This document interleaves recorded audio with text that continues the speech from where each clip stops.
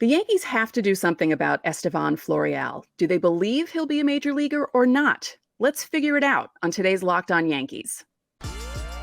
You are Locked On Yankees, your daily New York Yankees podcast. Part of the Locked On Podcast Network. Your team every day. Welcome, everyone, to Locked On Yankees, which is part of the Locked On Podcast Network, your team every day. I'm your host, Stacey Gotsoulias. Thank you for joining us today. I am joined by my producer, Steve Granado. Steve, how are we doing today? Hello. Oh, we're doing great. I'm Yeah. very excited to talk about Flo. I feel like his case is very interesting. We'll get into it. I'm curious to see where you land on this as well. I have my thoughts, but I'm curious to see where you land. Yeah, and I'm very excited to hear your thoughts. Before we get into everything, this episode is brought to you by FanDuel Sportsbook, official sportsbook of Locked On. Make every moment more. Visit FanDuel.com/LockedOn today to get started. So we're talking about Estevan Florial. Does he have a role on the team? And if he doesn't have a role on the team, where does he go? Because he doesn't have options left. So it's kind of he has to make the team, or he's going to become one of those guys who probably gets claimed by another team and then hits 400 against the Yankees for the rest of his career, which could be a cool thing for him. I'm sure it would feel very, very sweet for him. Mm-hmm. We polled some of our viewers here over on our YouTube side. We asked, what should the New York Yankees do with Estevan Florial?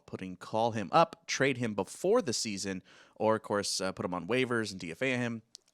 31% saying call him up and let him be on the roster. 61% trade him before the season, and then 8% saying DFA him. The Twitter side of things was relatively the same. Calling him up 38.9, trading him before the season 55.6, and then DFAing him and seeing what happens, aka waiver wire, see what happens there. If they can hang on to him, 5.6%. So do you think that this is representative? This is about just shy of 100 votes, Stacey. Do you think this is representative as the Yankee fan base as a whole? What are your impressions of how the fan base feels about Estevan? I feel like they don't know enough about him. They've seen him in bits and pieces, and it was a little more steady in 2021, where he played a string of games together and he actually started those games. And I feel like with Yankee fans, for better or worse, they like to focus on one number, and it always has to be the bad number. So what they see when they go to Baseball Reference is they'll see in 2022 he only batted 0.97 and dismiss him for that. While in 2021, it was only 11 games in 2021, but he played them in a string from July 20th to the 24th, and July 28th and 29th, he started 6 of those games, completed 5 of them. And there were other games that he played in the year, but that little stretch, he did really well. And he got hits most of the time, at least one during the games that he played.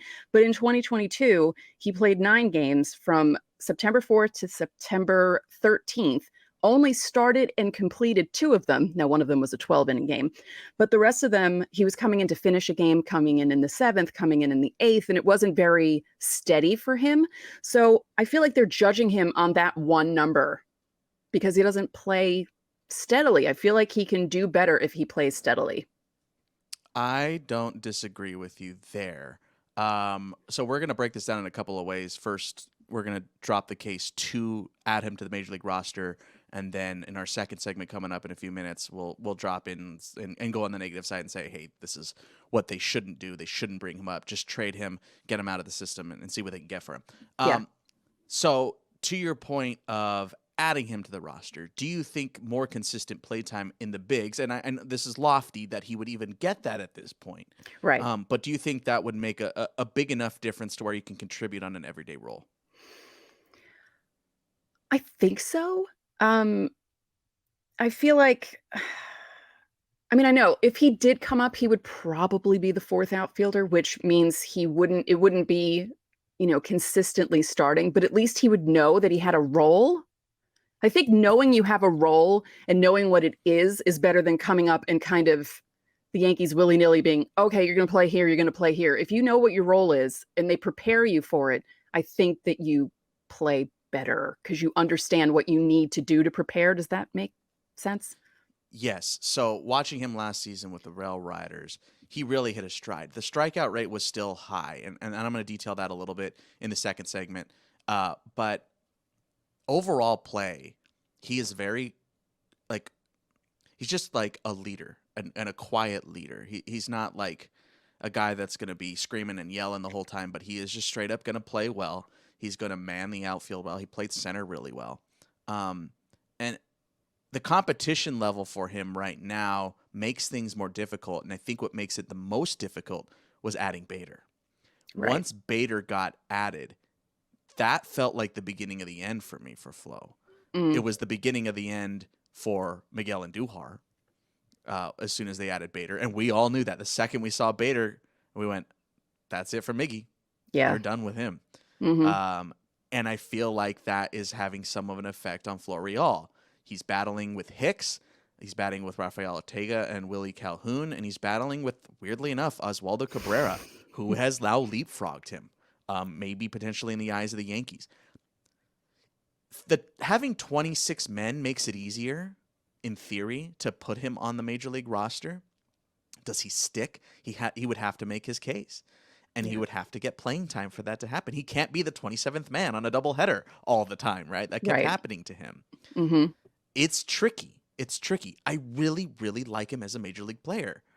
But with Stanton and Judge and Bader, and then with the Hicks contract where the Yankees aren't ready to give up, it's hard to see a spot where Flo fits without injuries. I want him to. I really like him. Yeah. I just don't know if the Yankees have a spot for him because he seems like a player who has to have consistent playing time in order to excel. And I just don't think the Yankees are going to give him that. Yeah. So maybe it would be better off for him just for his career. Like, I mean, as much as you want to stay being a Yankee, because, you know, most guys do when they come up with them, they want to stay and be with them, but it doesn't always work out that way. But yeah, that, ugh. And the Oswaldo Cabrera thing, it's not just that he played, like, they put him in the outfield, not expecting him to do as well as he did in the outfield. And he plays other positions pretty well. So he has more of a variety, I guess, and a better chance of making the roster because they can slot him into so many spaces if, God forbid, someone gets injured. And Florial doesn't have that.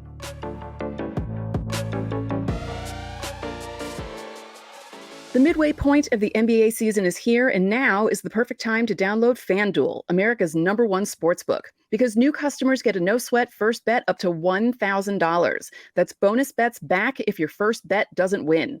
Just download the FanDuel Sportsbook app. It's safe, secure, and easy to use.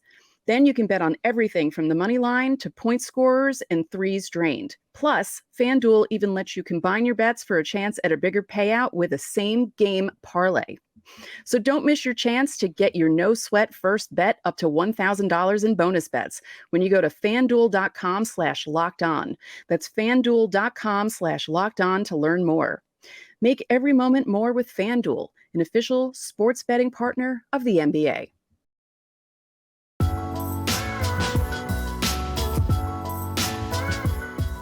So in segment 1, we almost kind of made the case for what we wanted to talk about in the second segment, which was the case to trade him or DFA him and see what happens. You know, if he goes to waivers, any team can claim him. And do the Yankees have a need? Sort of. But there's not really anything out there right now that they can get for any need that they have. Let's lay out the needs. What do you in your head, like, where are the Yankees lacking? I know they're lacking like in a straight up true bona fide closer. Yeah. I think there's a case to make that there are enough guys that could fill that role. Right. But where do you see the holes right now if the Yankees were to try and trade Flo? Yeah, I feel like that closer spot, they could do a round robin of guys because there are a few guys who have closed out games and experienced that in the bullpen. You know, no one expected what Clay Holmes did last season. And for the first half, he was unbelievable, but he kind of fell back to earth second half and heading into the playoffs. And I feel like he's not a bona fide closer. He'd be great in the bullpen, but maybe not as the closer. They have a number of options there. You know, I always wanted Jonathan Loizaga to become a closer because I felt like he had the stuff to do that. And without Aroldis Chapman there anymore, I felt like he could have stepped into that. And you never know, he could possibly do that. But I feel like there aren't any real free agent relievers left out there. I looked at the list of who's still there, and it's not anyone that any teams would really want, obviously, because it's spring training and none of them have been signed. Some of those names I was looking at, you know how I can't stop making faces, and I was just like, ooh, looking at the list of guys who are left. There's really nothing out there. And I'm trying to think of teams that they could even partner up in a trade with, and I can't really think of anyone. So I think they're going to have to go internally, which is what the Yankees love doing, kind of like the left fielder situation. I think that, yeah, I think they're going to, I think it might be a waiver situation. I don't see a trade happening. Yeah. It's hard because, like, the value of Florial, I would put him higher than Miguel was. I put him in a higher value than Miggy was. I love Miggy. I thought he was a great player, and I think he still is a great player, and I hope he has a good major league career. I think he deserves that, and I think Florial deserves a legitimate shot at a major league spot. It's just, again, I don't think there's a spot for him. If the Hicks contract wasn't as long, if it were to end maybe next year, then I think they're a better chance. But for a few more years, Hicks is around. Yeah. And the Yankees aren't just not going to part ways with him. Just that's the reality of it. Even if Florial potentially could project to be better, which I don't know if he does, to be fair. I think he's kind of a hard player to project because of the inconsistent major league time he's had. When he was playing with the Rail Riders last season, in the middle of that summer, in July, he was otherworldly. And we all went, this is it. We were all talking about Flo. Like, every day we're going, is he going to be in the lineup today? Like, with how, like, remember, this is roughly starting to get to the time where the Yankees are starting to kind of, hit that little negative side of things right before the All-Star break. Yeah. And we're like, Flo would be a great addition. He would be a great addition. Everyone's calling for Peraza. Everyone's calling, well, Cabrera was still hurt at the time, but everyone was calling for Peraza. And I'm like, you guys are overlooking Flo. And people started calling for Andujar. And I was like, yeah, man, Miggy's playing really well right now, too. The Rail Riders are playing really well at the time. Right. So a trade for Flo, like, he is not the main part of it.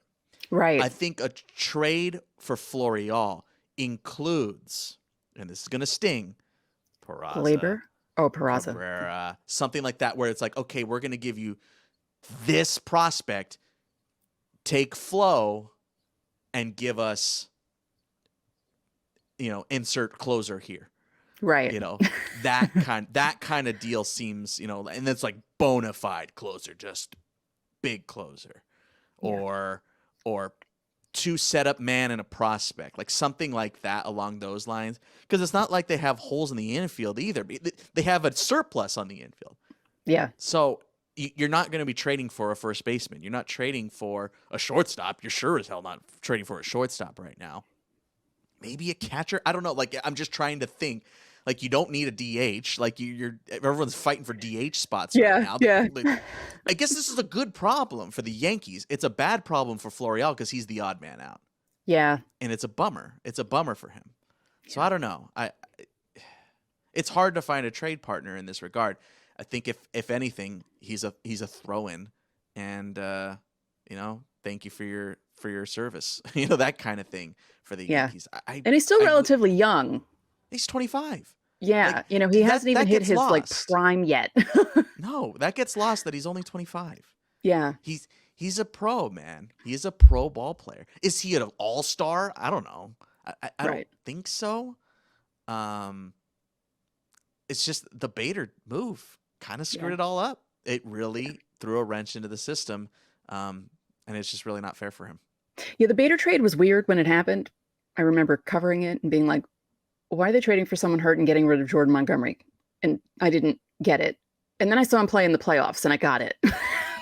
I saw him play in those few games leading up to the playoffs, and then saw him in the playoffs. He had a triple in Wednesday's spring training game. Not that that means anything, but it's just fun to see him speeding around the bases. And I can see why the Yankees got him because, we keep talking about the word bona fide. He's a bona fide center fielder. It is a pleasure to watch him work because he knows how to set his feet while the ball's in the air and he's already thinking about what he's doing. It's a pleasure to watch him. And I get why the Yankees made that move. But yeah, it really does screw Florial a bit there. But as we said, he's only 25. If he gets to another team, gets consistent playing time, will he be an all-star? Maybe not, but he'd be a solid addition to a team. And I'd be very excited for him for that to happen. But yeah, I feel like he's paid his dues enough and I feel like he should be the fourth outfielder. I just feel bad for him at this point. If he goes to waivers, he will get claimed. Yeah. Oh yeah. That's where he's at. It's not like, oh, they put him on. Like if he doesn't make the major league roster, he will not be with the Yankees. Right. Yeah. Oh yeah. That's Someone will the pick him up. case. Yeah. Someone will 100% pick him up. Like the Reds or like something like the Pirates, like somebody in the Central, like the Twins would, venture a guess there. Like there's a lot of teams that would be like, yeah, I would love to give Florial a chance in my system. There's probably like 20 teams out there that would be potentially interested in getting him for nothing, like 100%, and just giving him a chance. So if he does not make camp, it's over. That's it. Yeah. I don't foresee a future where he goes to waivers, no one claims him, and he goes to the Rail Riders.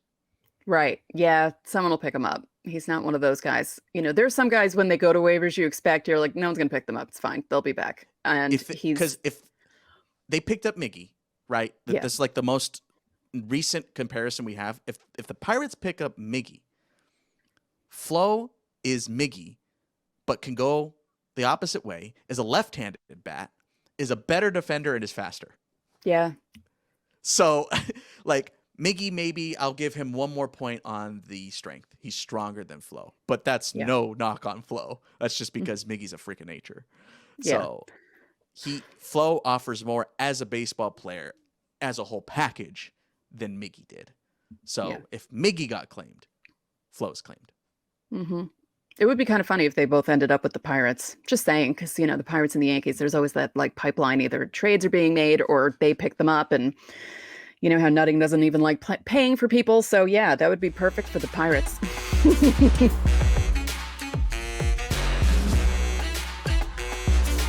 What is our conclusion here? I mean, we see him going though, right? This feels bad because we were all, we were talking about this and I remember what I wanted to say.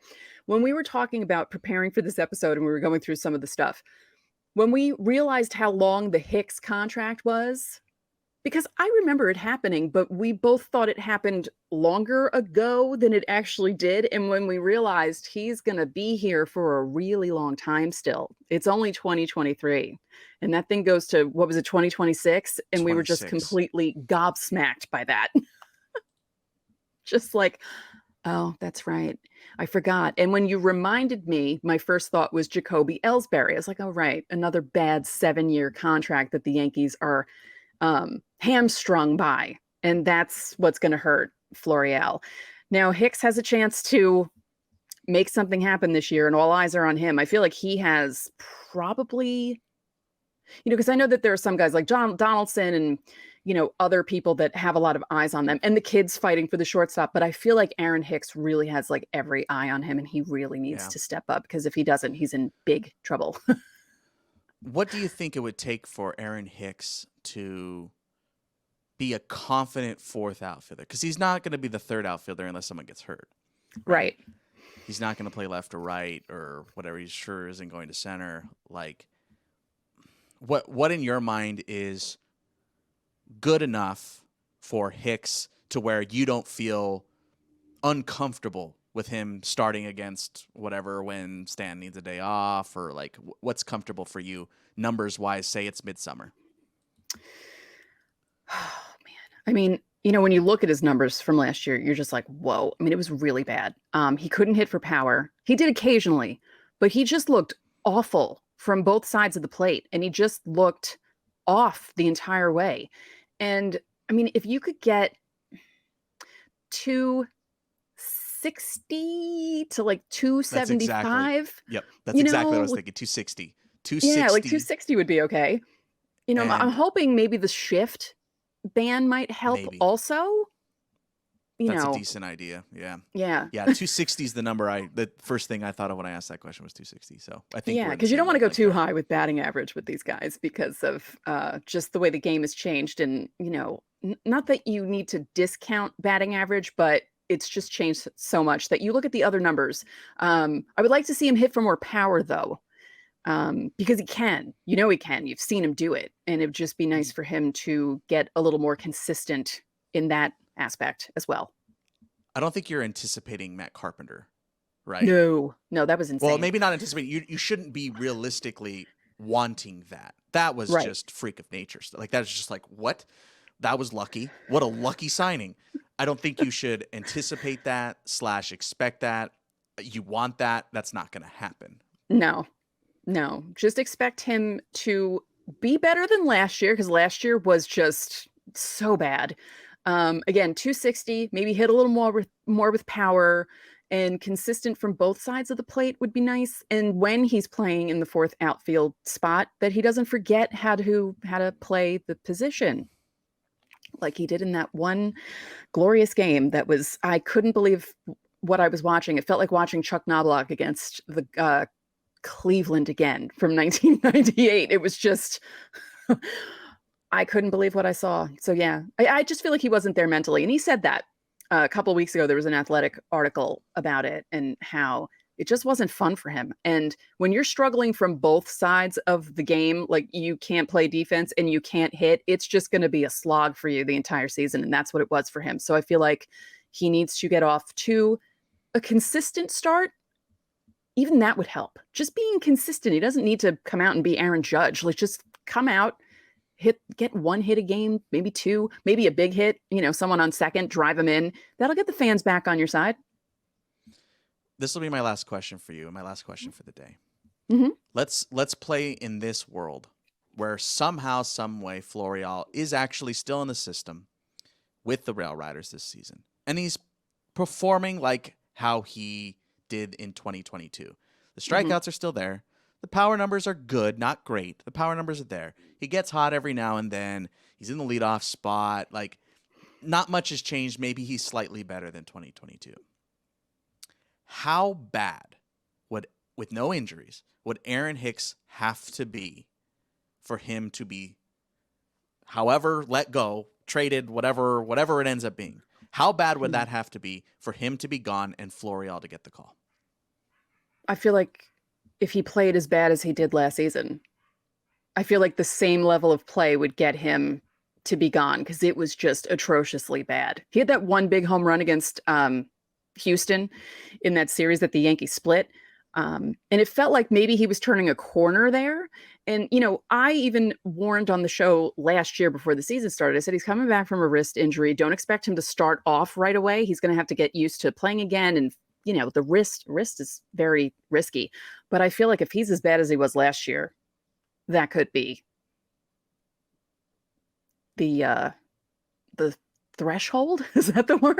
Like that's the spot right there. Cause he was just lost everywhere. And if he's that bad again, yeah, I feel like that could be the end for Aaron Hicks and maybe the beginning for Florial as a more consistent presence on the New York Yankees.